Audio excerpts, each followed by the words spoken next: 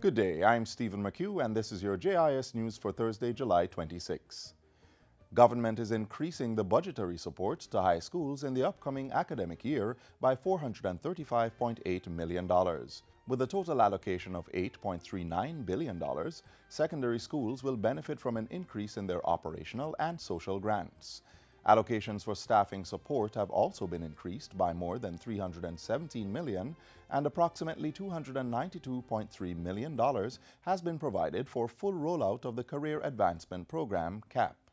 These variations facilitate the implementation of what we call our K-13 program or Early Childhood Higher Education program, ensuring that all students receive a full 7-year minimum high school education, no longer 5, but 7 as minimum for all our students, so that they will leave with a skill and improved work readiness, which are aligned to where industry requires these skills. The PATH school feeding grant has also increased by $43.7 million. Meanwhile, infant all-age primary and junior high schools will receive a total of $4.22 billion for operational support. Schools will be allocated the money in 4 tranches, and Minister Reid says the first payment has already been made.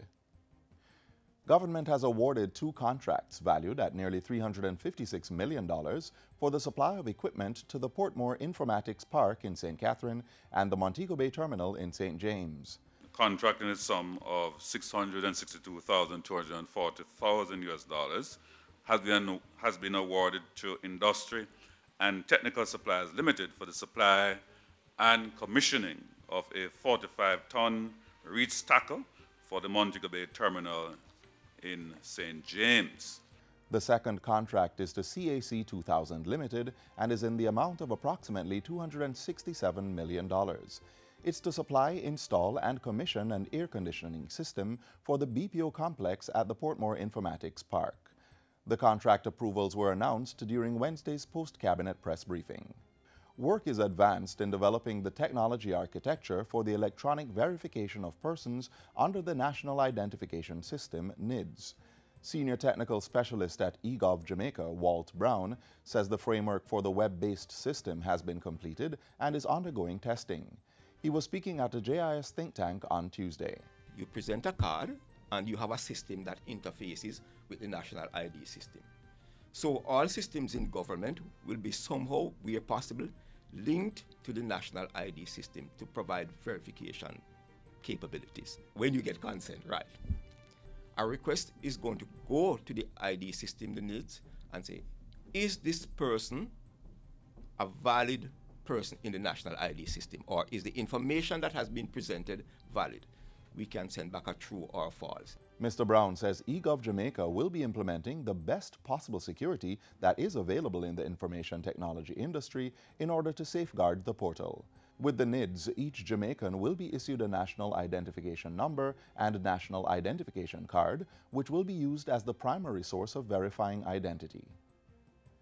At this Tuesday's sitting, the House of Representatives approved 2 motions to increase the national minimum wage and the minimum wage for industrial security guards. The motions, which fall under the Minimum Wage Act, were piloted by Labor and Social Security Minister Shahini Robinson. The minister had previously announced that the national minimum wage would be increased from $6,200 to $7,000 effective August 1. At the same time, security guards' minimum pay for a 40-hour work week will move from $8,854 to $9,700. Industrial security guards are also getting increased laundry, firearm premium, and dog handlers' premium allowances. Life insurance coverage payable to security guards who are killed or injured in the line of duty will also move up from $2.5 million to $2.75 million double indemnity. The setting of the minimum wage by the minister is just a guideline to ensure that these low-income earners are not paid below a minimum standard. However, the legislation does not preclude employers from paying sums which are in excess of the minimum wage specified by Parliament.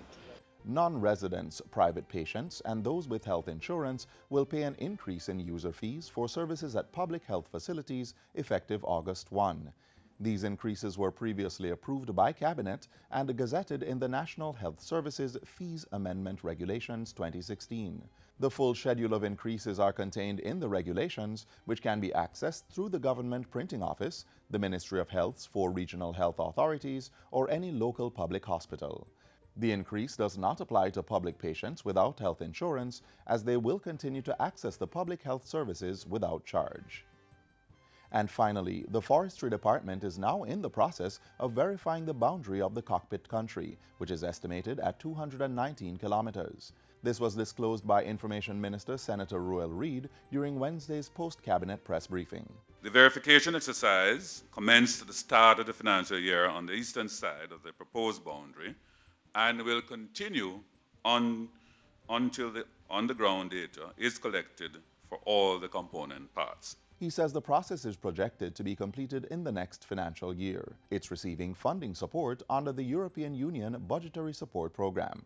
Minister Reid says 5 meetings are to be held over the next few months in order to keep members of the various communities in and around the boundary informed about the verification exercise. This will give persons from approximately 31 communities in the environments of the area to be protected as the Cockpit country the opportunity to pose questions to the agency on the process.